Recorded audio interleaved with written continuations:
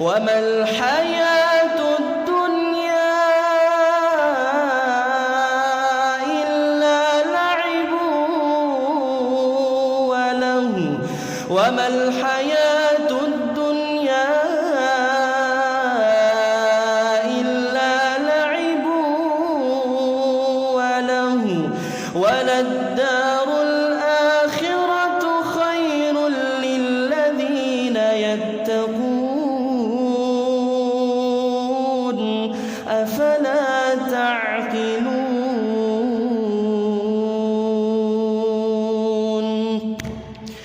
إن الحمد لله نحمده ونستعينه ونستغفره ونعوذ بالله من شرور أنفسنا ومن سيئات أعمالنا من يهده الله فلا مضل له ومن يضلل فلا هادي له أشهد أن لا إله إلا الله وحده لا شريك له وأشهد أن محمدا عبده ورسوله اللهم صل وسلم وبارك على نبينا محمد wa ala alihi wa sahbihi ajma'in.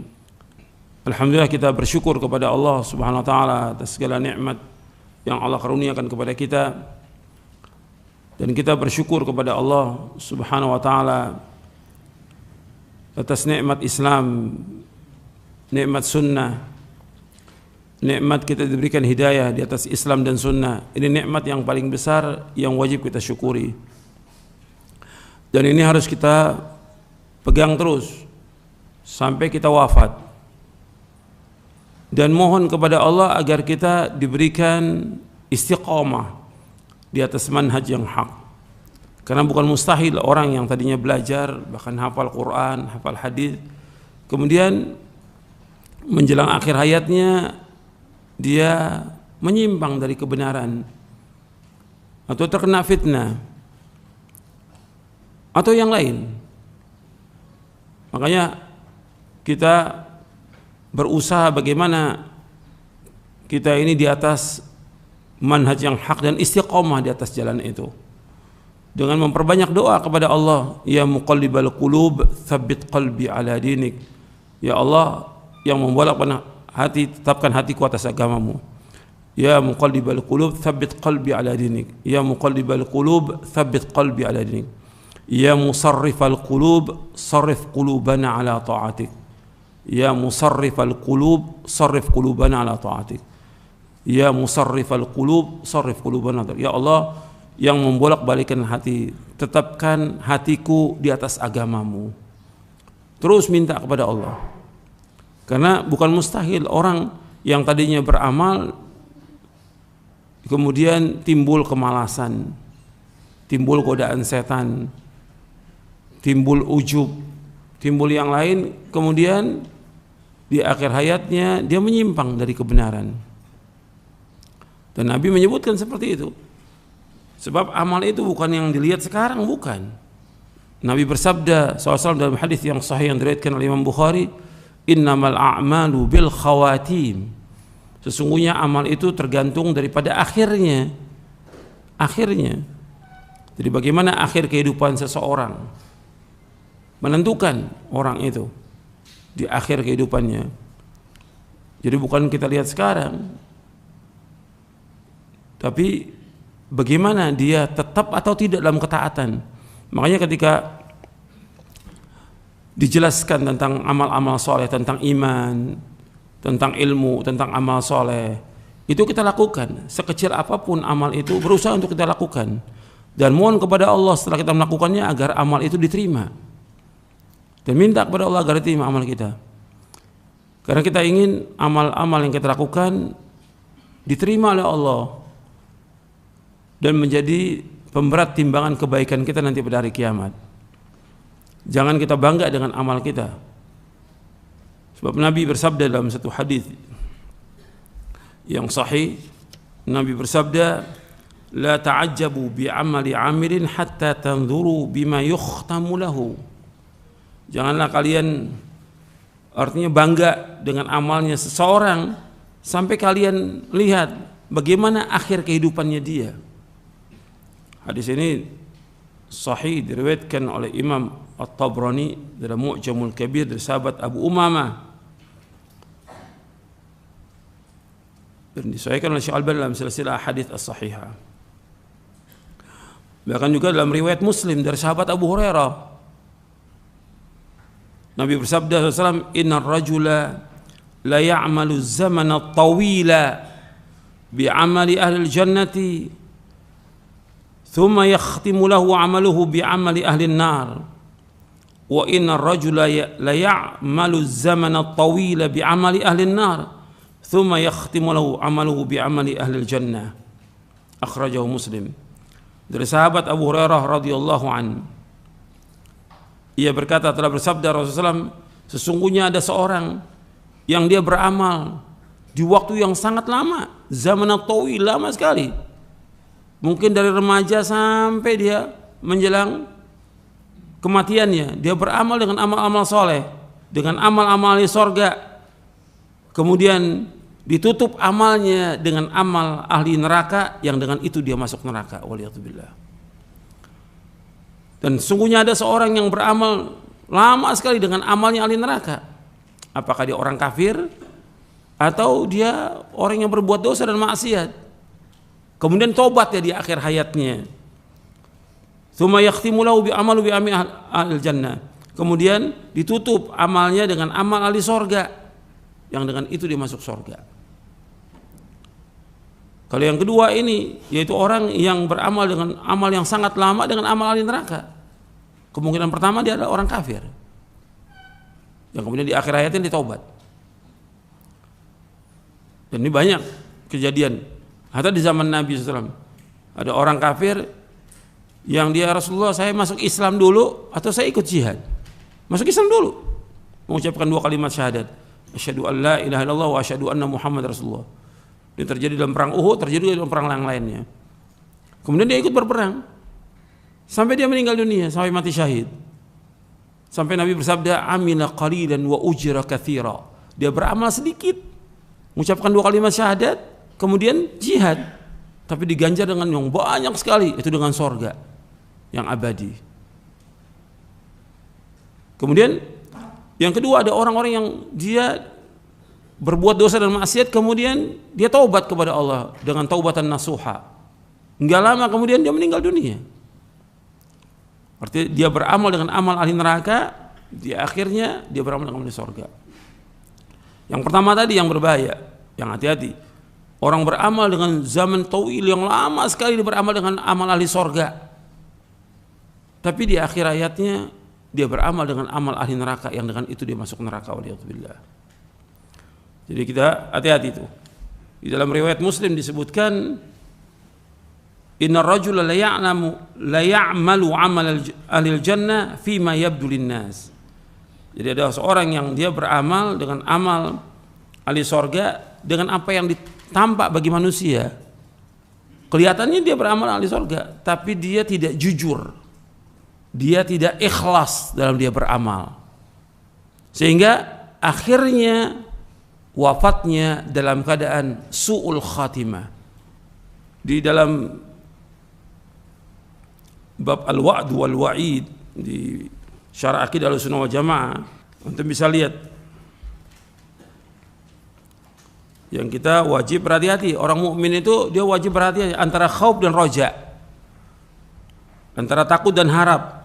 Orang beriman itu, jadi kalau dia beramal, dia mohon kepada Allah agar amalnya diterima. Di halaman 390, Ahlussunnah meyakini bahwa tidak ada seorang pun yang mengetahui tentang akhir dari kehidupan seorang hamba. Akan tetapi orang yang menampakkan kekufuran yang besar, maka orang tersebut akan dihukumi dengan apa yang ia lakukan dan diperlakukan sebagaimana bermuamalah dengan orang kafir. Rasulullah SAW bersabda tentang akhir kehidupan seseorang, innar rajula la ya'malu 'amala ahli jannah fima yabdu linnas wa huwa min ahli an-nar wa innar rajula la ya'malu 'amala ahli an-nar fima yabdu linnas wa huwa min ahli jannah. Sesungguhnya seorang mengamalkan amalan ahli sorga menurut apa yang tampak bagi manusia, padahal ia termasuk ahli neraka. Dan seorang mengamalkan amalan ahli neraka menurut apa yang tampak bagi manusia, padahal ia termasuk ahli sorga.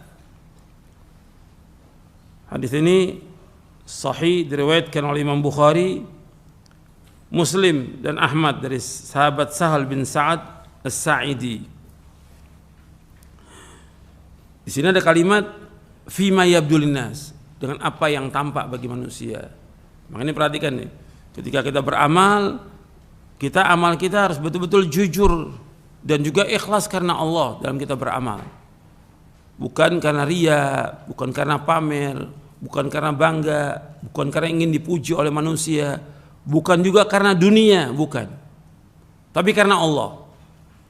Bahwa ketika dia bukan karena Allah melakukannya, karena ingin disanjung dan dipuji oleh manusia, apakah dia sholat, apakah dia sedekah, apakah jadi imam, apakah dia berdakwah, atau dia melakukan amal-amal saleh yang lainnya, kalau dia tidak jujur dan dia tidak ikhlas, ini yang kemudian nanti akan terus membuat dia tidak terima amalnya. Maka akhir kehidupannya jelek buat dia, su'ul khatimah. Maka harus kita terus berusaha bagaimana ikhlas, karena masalah hati ini masalah yang berat, bukan masalah kecil.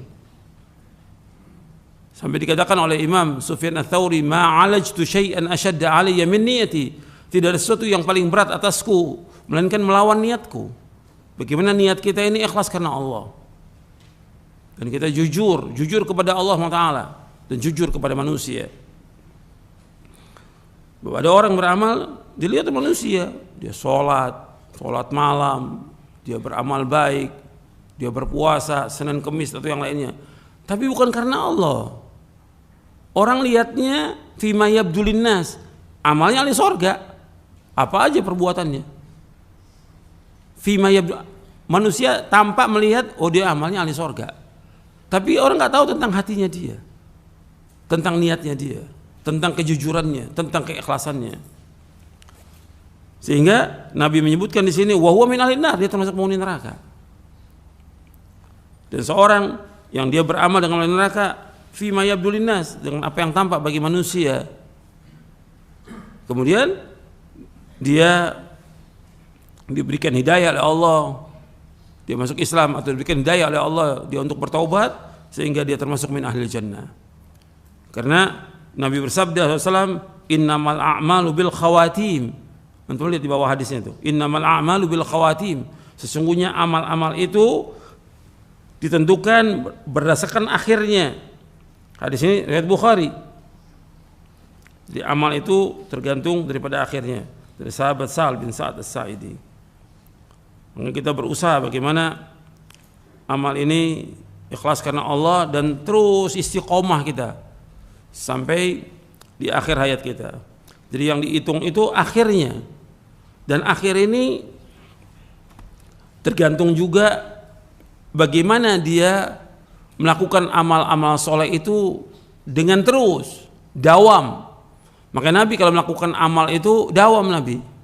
Sampai Nabi bersabda SAW, khairul a'mali adwamuha wa in qalla. Sebaik-baik amal itu yang kontinu, yang terus menerus meskipun sedikit. Dan akhir kehidupan seorang ditentukan tentunya dari awalnya. Benarnya tidak benar atau tidak dia jujur atau tidak ikhlas atau tidak, terus itu menentukan sekali. Makanya dikatakan oleh Imam Ibn Rajab Al-Hambali dalam kitabnya Jami'ul Ulum wal Hikam bahwa al-khawatimu mirathu as-sawabiq. Al-khawatimu mirathu as-sawabiq. Bahwa akhir kehidupan seorang warisan dari yang sebelumnya. Bagaimana sebelumnya dia beramal benar atau tidak, jujur atau tidak, ikhlas atau tidak.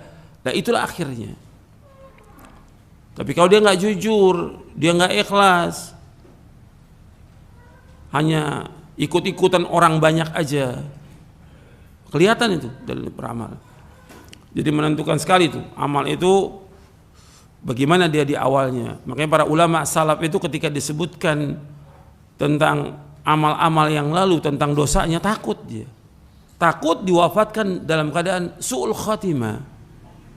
Makanya mereka nggak mau disebutkan dulu kamu pernah berbuat ini.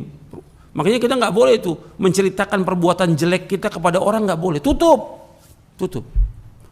Kalau kita pernah berbuat dosa, pernah berbuat maksiat, tutup dosa itu. Jangan ceritakan pada orang. Udah taubat ini, jangan cerita. Dulu saya ini begini, dulu saya begini. Jangan.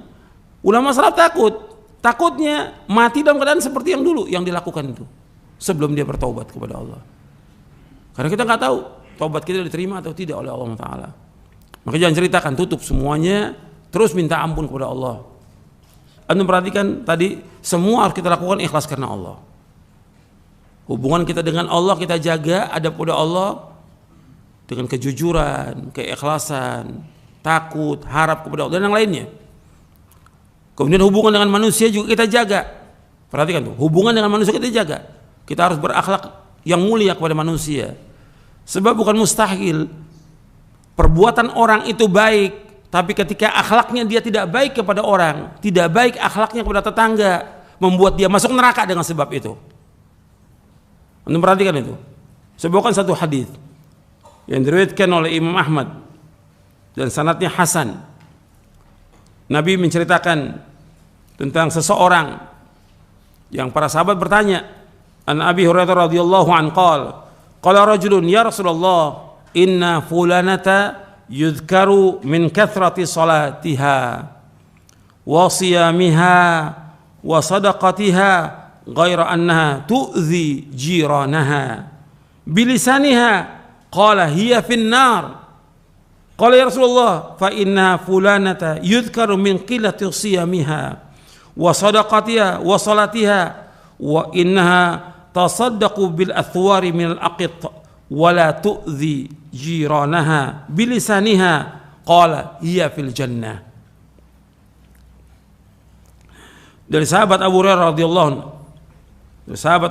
radhiyallahu anhu ia berkata, telah berkata seorang, ya Rasulullah, sesungguhnya fulana, disebutkan tentang fulana ini, ada seorang wanita, disebutkan tentang dia banyak sholat. Maksudnya kalau banyak sholat sunnah, yang wajib udah jelas 5, yang wajib nggak bisa ditambah 5 waktu yang wajib ini. Cuma banyak sholatnya, apakah sholat duhanya, apakah rawatibnya, apakah sholat malamnya. Kemudian juga disebutkan tentang banyak puasanya dia. Apakah puasa Senin Kemis, apakah puasa Daud atau puasa yang lain yang dilakukan yang sesuai dengan sunnah. Wa sadaqatiha, dan sedekahnya juga disebutkan banyaknya sedekah.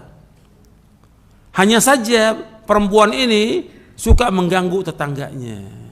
Ini adab dia tidak baik kepada manusia. Adab dia tidak baik kepada manusia. Mengganggu tetangganya dengan lisannya. Bicara yang enggak baik, menggibah, bicarakan kekurangannya tetangga dan segala macam. Tu'zi jiran bilisannya. Nabi menjawab apa tentang perempuan ini? Hiya finnar, perempuan ini tempatnya di neraka. Tentunya Nabi menyatakan lagi dari Allah, dari wahyu dari Allah. Perempuan ini tempatnya neraka.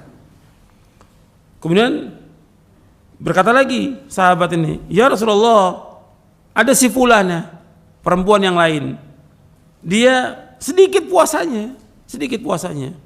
Ya mungkin hanya Ramadan aja dia puasa, hanya Ramadan, atau mungkin juga ditambah sedikit dari puasa. Wa sadaqatiyah, juga sedikit dari sedekahnya, dan juga sholatnya. Jadi sholat 5 waktu, ada orang yang sahabat yang cuma sholat 5 waktu aja, tapi ada juga yang ditambah dengan rawatibnya. Dan dia juga bersedekah dengan sepotong dari keju, athwar min al-aqit, dari keju disedekah. Wala tu'dhi jiranaha bilisanin, dan dia tidak mengganggu tetangganya. Meskipun amalnya sedikit, tapi dia punya adab kepada manusia, dia enggak mengganggu orang lain. Tidak mengganggu tetangga. Hiya fil jannah, maka dia tempatnya di surga. Maka Nabi kaitkan antara iman kepada Allah dan iman kepada yaumil akhir, di antaranya apa? Man kana yu'minu billahi wal yawmil akhir falyaqul khairan aw liyasmut. Man kana yu'minu billahi wal yawmil akhir falyukrim dhaifahu. Man kana yu'minu billahi wal yawmil akhir fala yu'dhi jarahu. Barang siapa yang beriman kepada Allah dan akhir, maka hendaklah dia berkata yang baik atau diam. Barang siapa beriman kepada Allah dan akhir, hendaklah dia muliakan tamunya. Barang siapa beriman kepada Allah dan akhir, jangan dia mengganggu tetangganya.